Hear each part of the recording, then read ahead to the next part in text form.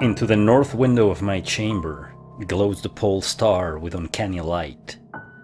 All through the long hellish hours of blackness, it shines there, and in the autumn of the year, when the winds from the north curse and whine, and the red-leaved trees of the swamp mutter things to one another in the small hours of the morning under the horned moon, I sit by the casement and watch that star. Down from the heights reels the glittering Cassiopeia as the hours wear on, while Charles's Wain lumbers up from behind the vapor-soaked swamp trees that sway in the night wind. Just before dawn, Arcturus winks ruddily from above the cemetery on the low hillock, and Coma Berenices shimmers weirdly afar off in the mysterious east, but still, the pole star leers down from the same place in the black vault, winking hideously, like an insane watching eye which strives to convey some strange message, yet recalls nothing save that it once had a message to convey. Sometimes, when it is cloudy, I can't sleep. Well do I remember the night of the great aurora, when over the swamp played the shocking coruscations of the demon light. After the beams came clouds, and then I slept, and it was under a horned waning moon that I saw the city for the first time. Still and somnolent did it lie, on a strange plateau in a hollow betwixt strange peaks. Of ghastly marble were its walls and its towers, its columns, domes, and pavements. In the marble streets were marble pillars, the upper parts of which were carven into the images of grave bearded men. The air was warm and stirred not, and overhead, scarce 10 degrees from the zenith, glowed that watching pole star. Long did I gaze on the city, but the day came not, when the red Aldebaran, which blinked low in the sky but never set, had crawled a quarter of the way around the horizon. I saw light and motion in the houses and the streets. Forms strangely robed, but at once noble and familiar, walked abroad, and under the horn-waning moon, men talked wisdom in a tongue which I understood, though it was unlike any language I had ever known.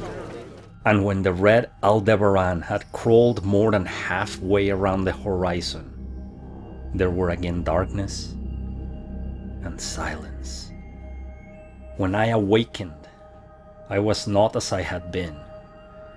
Upon my memory was graven the vision of the city, and within my soul had arisen another vaguer recollection, of whose nature I was not then certain.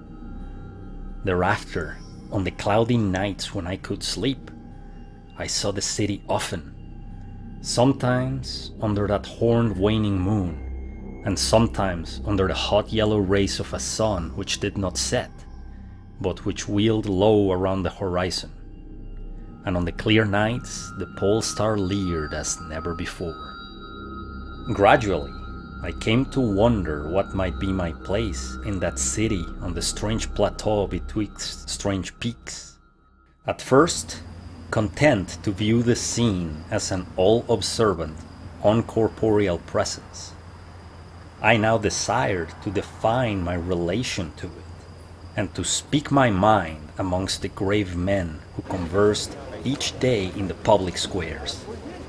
I said to myself, this is no dream, for by what means can I prove the greater reality of that other life in the house of stone and brick, south of the sinister swamp and cemetery on the low hillock, where the pole star peers into my north window each night? One night, as I listened to the discourse in the large square containing many statues, I felt a change, and perceived that I had at last a bodily form. Nor was I a stranger in the streets of Olanthoi, which lies on the plateau of Sarkis, betwixt the peaks Noton, and Cadiphonac. It was my friend Alos who spoke, and his speech was one that pleased my soul, for it was the speech of a true man and patriot.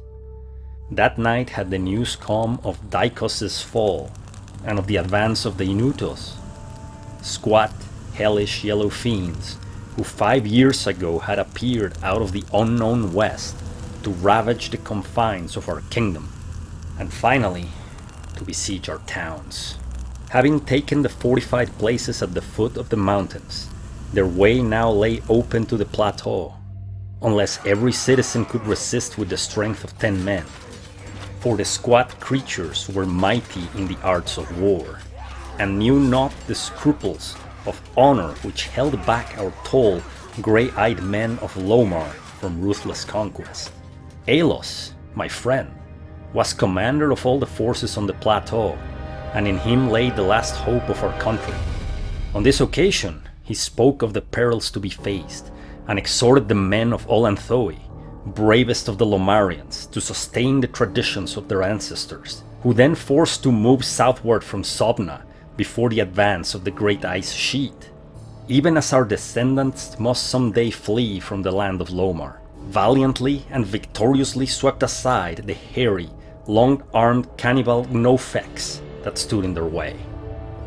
To me, Alos denied a warrior's part, for I was feeble and given to strange faintings when subjected to stress and hardships, but my eyes were the keenest in the city, despite the long hours I gave each day to the study of the Pnakotic Manuscripts and the wisdom of the Sobnarian fathers. So my friend, desiring not to doom me to inaction, rewarded me with that duty which was second to nothing in importance. To the watchtower of Thapnan he sent me, there to serve as the eyes of our army. Should the Inutos attempt to gain the citadel by the narrow pass behind the peak Noton, and thereby surprise the garrison, I was to give the signal of fire which should warn the waiting soldiers and save the town from immediate disaster. Alone I mounted the tower, for every man of stout body was needed in the passes below. My brain was sore, dazed with excitement and fatigue, for I had not slept in many days.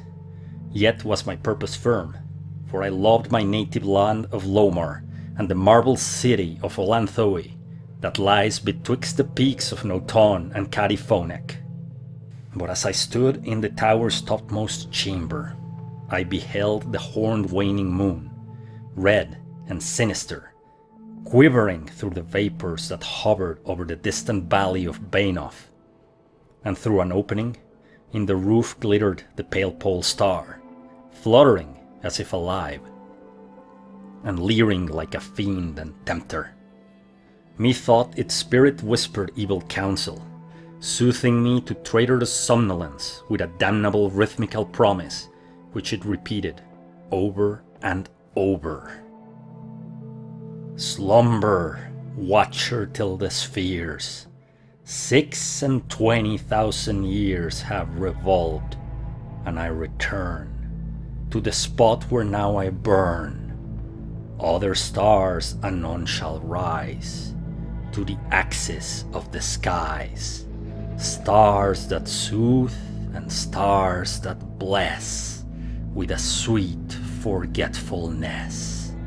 Only when my round is over shall the past disturb thy door. Vainly did I struggle with my drowsiness, seeking to connect these strange words with some lore of the skies which I had learned from the Pnakotic Manuscripts. My head, heavy and reeling, drooped to my breast, and when next I looked up it was in a dream, with the pole star grinning at me through a window from over the horrible swaying trees of a dream swamp. And I'm still dreaming. In my shame and despair, I sometimes scream frantically, begging the dream creatures around me to waken me ere the Inutos steal up the pass behind the peak Noton and take the citadel by surprise. But these creatures are demons, for they laugh at me and tell me I'm not dreaming. They mock me while I sleep, and while the squat yellow foe may be creeping silently upon us, I have failed in my duty and betrayed the marble city of Olanthoe. I have proven false to Aelos, my friend and commander, but still, the shadow of my dream deride me. They say there is no land of Lomar, save in my nocturnal imaginings. That in those realms where the pole star shines high and red, Aldebaran crawls low around the horizon. There has been naught save ice and snow for thousands of years, and never a man save squat yellow creatures, blighted by the cold, whom they call Eskimo. And as I writhe in my guilty agony, frantic to save the city whose peril every moment grows, and vainly striving to shake off this unnatural dream of a house of stone and brick south of a sinister swamp, and a cemetery on a low hillock, the pole star, evil and monstrous, leers down from the black vault, winking hideously like an insane watching eye which strives to convey some strange message, yet recalls nothing save that it had once a message to convey.